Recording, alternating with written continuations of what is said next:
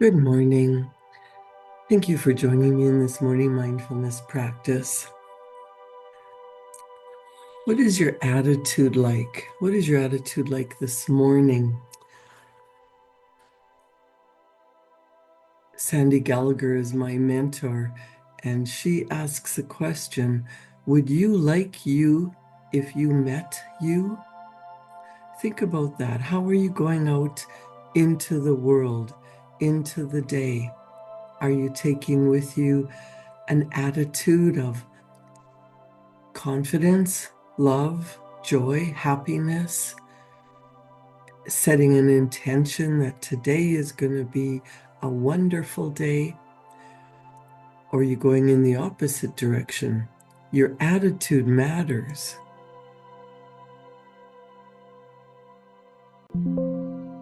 The face, the attitude, the thoughts, the feelings, the actions that you bring to the world ultimately show up in your results. They show up in what you receive, because you receive based on what you think, what you feel, how you act. The energy that you're putting out into the world is always showing you how you're thinking, how you're feeling. If you want different results showing up in your life, you have to take different actions, but different actions come from starting with a heart, with a mind of, what do I want? What would I prefer? What would I like? What would I like to happen today? What would I like if my ideal world was available? What would that look like? And where do you want to be a year from now? Where do you want to be if you are having a wonderful life? How to sustain it? And if things aren't going so well, what could you do to get out of that slump? It takes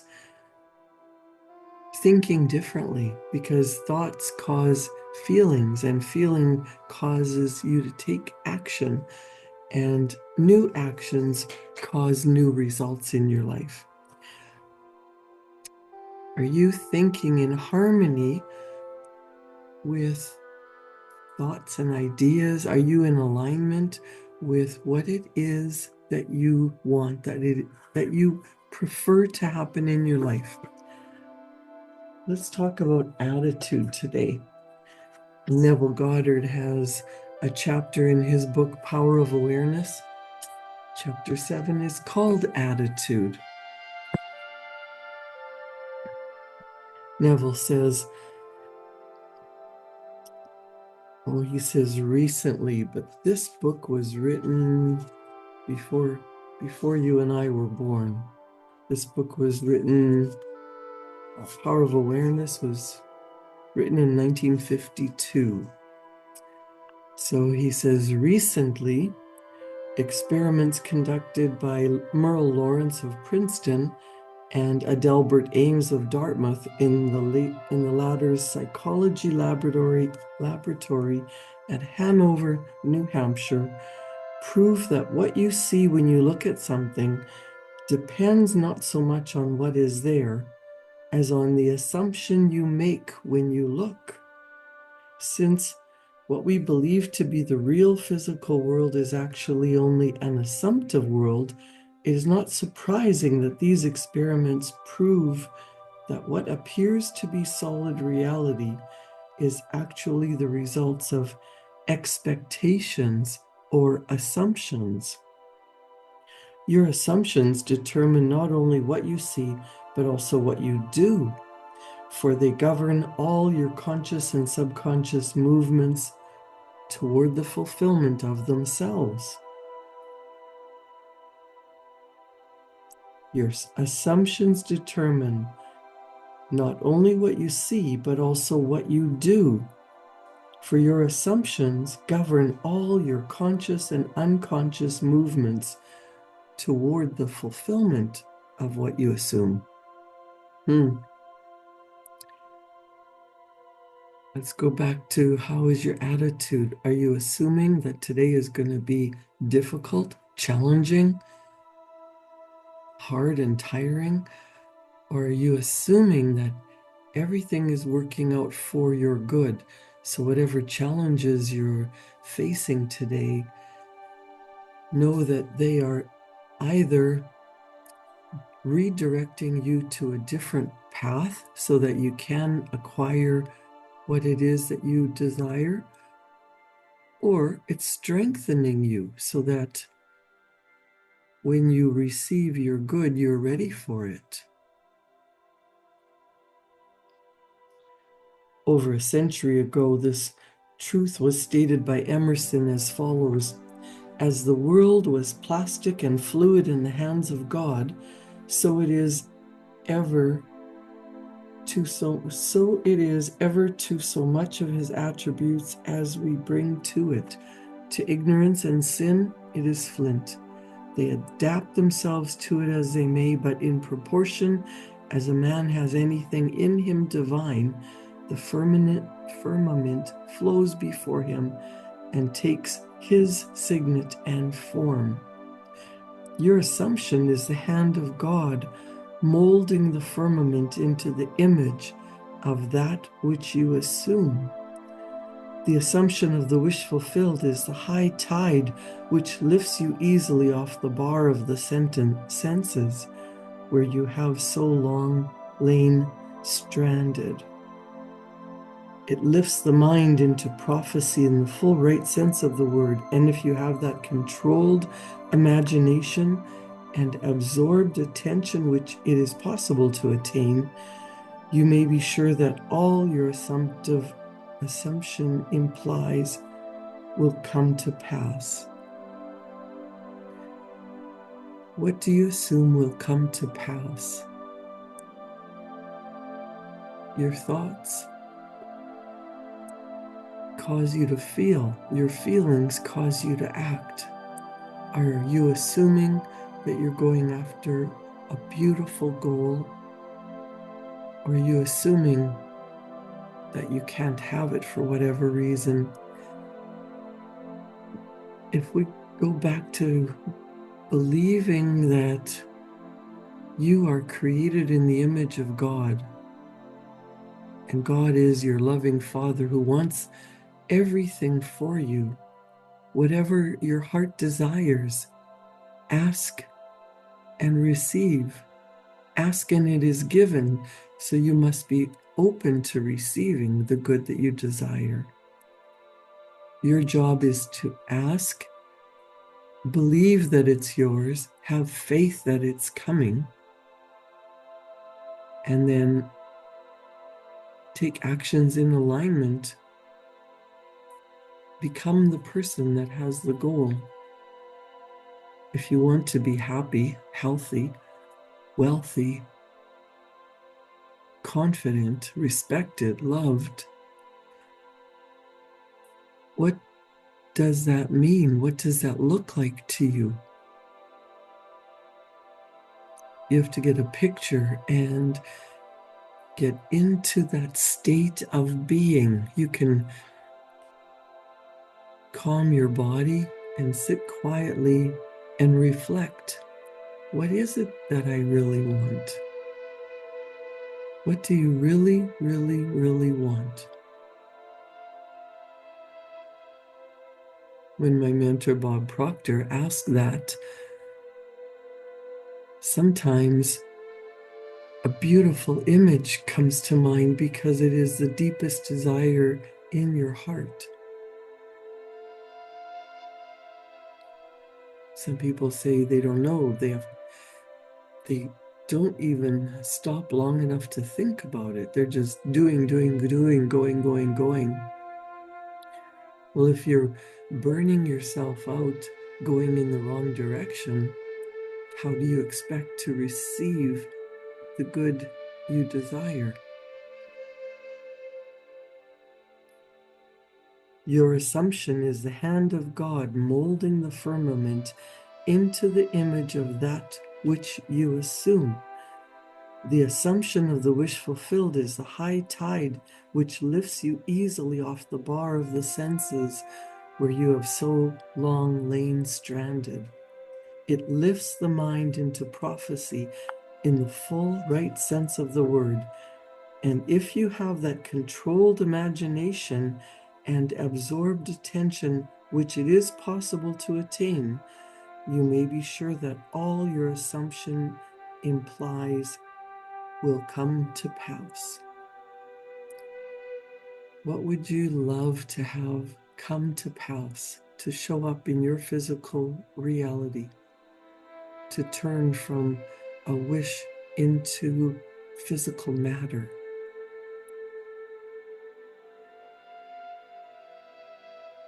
Let's take a moment to get into that quiet space and ask yourself, what do you really want and why do you want it?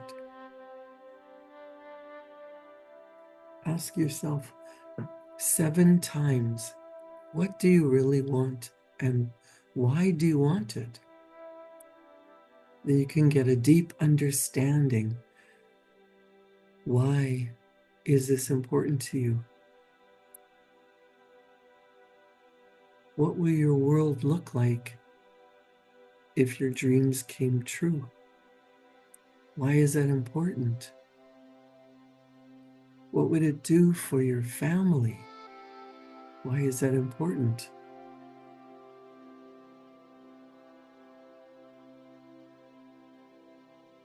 How will you be living your life once your goal has been achieved? You can eagerly anticipate what it would look like, what it would feel like, and why is it important?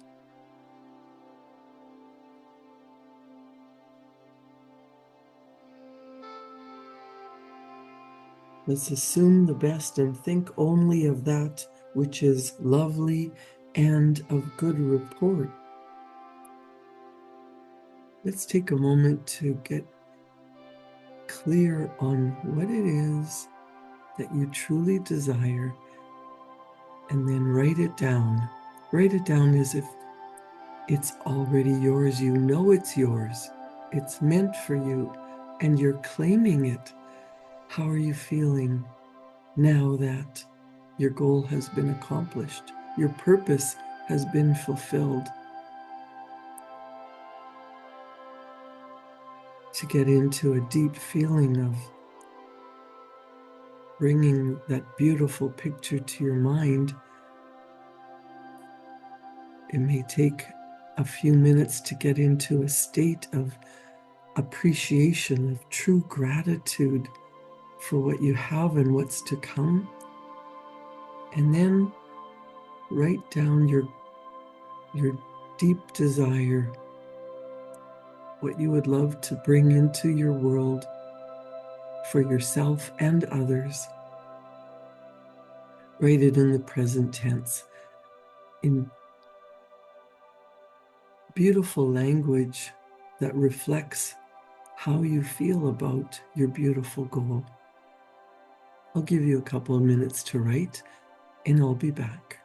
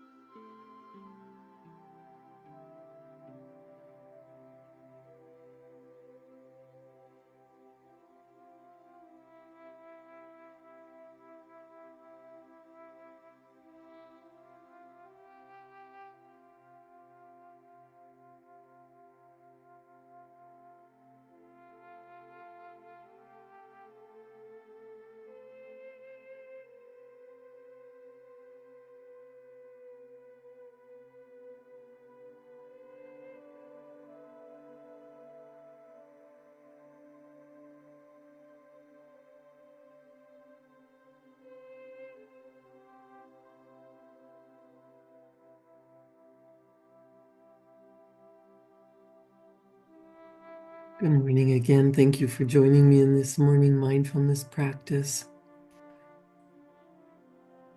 How do you feel now that you are living the way you want to be living? That your dream is manifesting?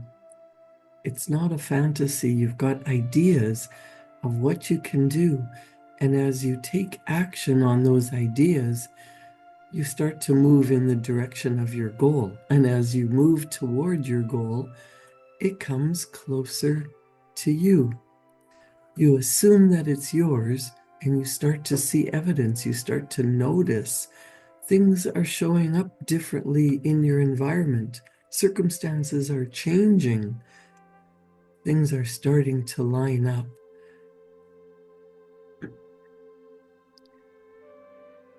Neville Goddard says, your particular relationship to another person influences your assumption with respect to that other and makes you see in him or her that which you do see. If you can change your opinion of another, then what you now believe of him cannot be absolutely true, but is only relatively true. Then he gives an actual case history illustrating how the law of assumption works. One day, a costume designer described to me her difficulties in working with a prominent theatrical producer.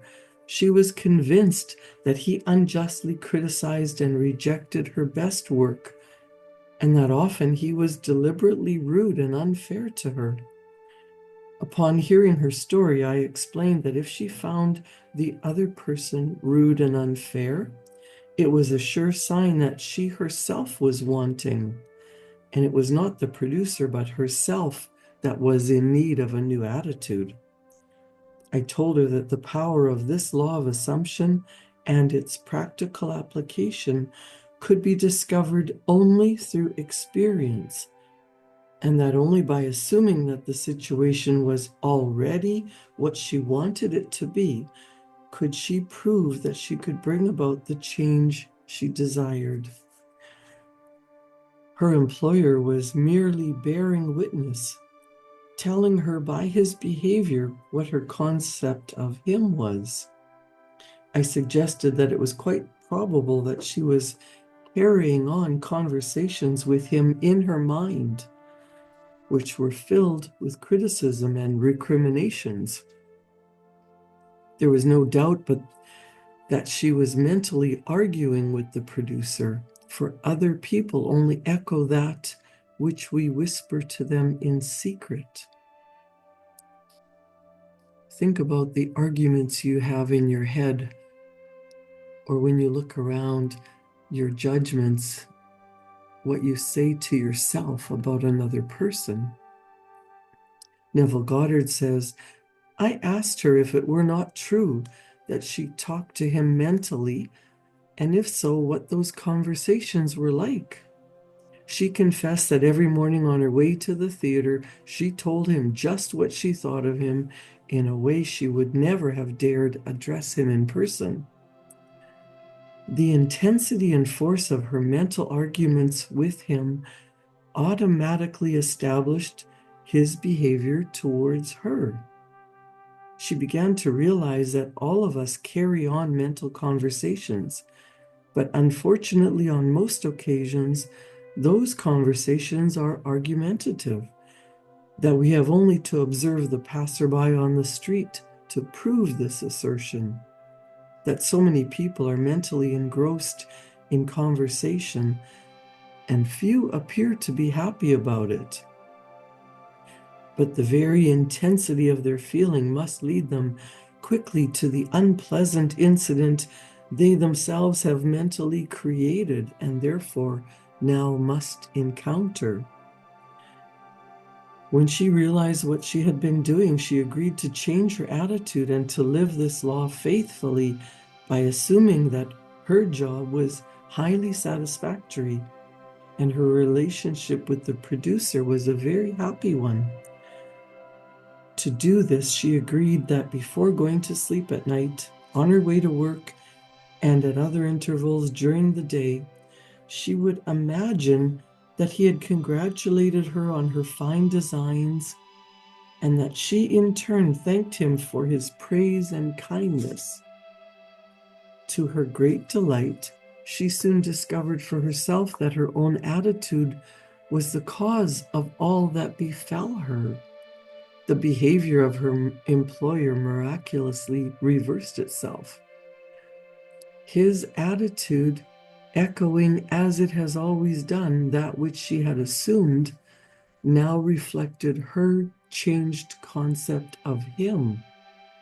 What she did was by the power of her imagination. Her persistent assumption influenced his behavior and determined his attitude toward her. Our thoughts go out into the universe, and we think in private, we think in secret. But the world reflects back to us energy that is like what we're thinking and feeling. We are magnetized. Our thoughts, the more you think in the direction of everything's going wrong, everything's evil, everything's bad, there's lack, limitation, poverty, judgment, you see evidence of that. You're magnetically drawing it to yourself. And so it is really important to catch yourself. What are you thinking? What are you thinking about? Is that getting you closer to your goal? You want to set up your day for success. Get into the spirit of the wish fulfilled. Get into the attitude that will attract to you lovely people, prosperous opportunities. Get into the state of being calm and peaceful, relaxed, intending to have this day move with ease and flow. Tap into source energy, tap into universal intelligence, to God, the Creator. And as you feel aligned with the Creator, you bring into your physical reality everything that you are in alignment with. Make sure your attitude is focused on what you want, how you want to feel, what you want for your life to show you, because what you assume, what you expect, becomes your life. In the chapter on attitude, Neville Goddard says, with the passport of desire and on the wings of a controlled imagination, the costume designer traveled into the future of her own predetermined experience. She thought, she felt, she acted differently, and the reaction of the world was different to her. Thus, we see it as not facts, but that which we create in our imagination which shapes our lives. For most of the conflicts of the day are due to the want of a little imagination to cast the beam out of our own eye. It is the exact and literal-minded who live in a fictitious world. As this designer, by her controlled imagination, started the subtle change in her employer's mind, so can we, by the control of our imagination and wisely directed feeling, solve our problems. By the intensity of her imagination and feeling, the designer cast a kind of enchantment on her producer's mind, and that caused him to think that his generous praise originated with him. Often our most elaborate and original thoughts are determined by another. William Butler Yeats said, We should never be certain that it was not some woman treading in the winepress who began that subtle change in men's mind, or that the passion did not begin in the mind of some shepherd boy, lighting up his eyes for a moment before it ran upon its way. What lights you up? What gets you excited? Focus on the feeling of the wish fulfilled. Go about your day expecting love, respect, abundance, prosperity, peace, ease, and flow. Whatever it is you desire, get into that energetic feeling as if it's already yours, and watch what you magnetically attract into your life. Create a wonderful day. Thank you for joining me in this morning mindfulness practice. I'll see you back here tomorrow morning at 7. Thank you.